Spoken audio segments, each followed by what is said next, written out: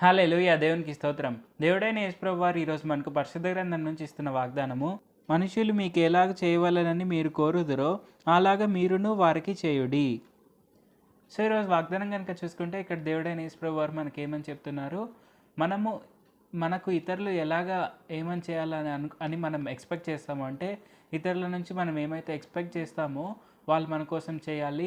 అలాగ చేస్తే మనం బావుంటాము.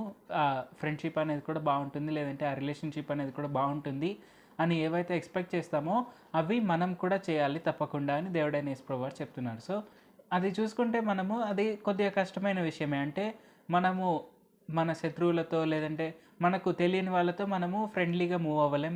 మనం వాళ్ళ నుంచి ఏమైతే ఎక్స్‌పెక్ట్ చేస్తామో అది చేయడం కొద్దిగా మనకు ఇబ్బందికరమైన పొజిషన్ లాగే ఉండొచ్చు అప్పుడప్పుడు.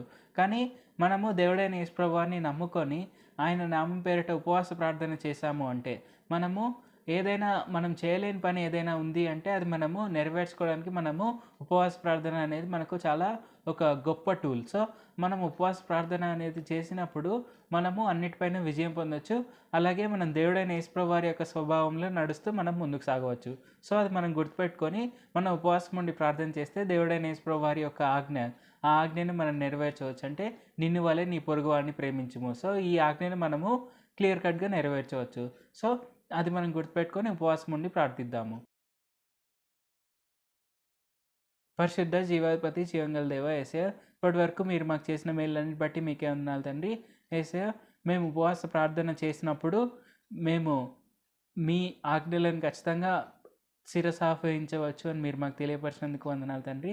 యేసయ్య, మేము ఎటువంటి తప్పు లేకుండా తూచా తప్పకుండా మీ ఆజ్ఞలను ఖచ్చితంగా పాటించడానికి ఉపవాస ప్రార్థన అనేది మాకు చాలా గొప్ప ఆయుధం అని మీరు మాకు తెలియపరిచినందుకు వందనాలు తండ్రి. తప్పక మేము ఉపవాస ప్రార్థన చేసి ముందుకు సాగేందుకు సాయం చేయండి. యేసు నామములో ప్రార్థిస్తున్నాం తండ్రి. ఆమేన్. Thank you Jesus. దేవుడు మిమ్మల్ని ఆశీర్వదించును గాక.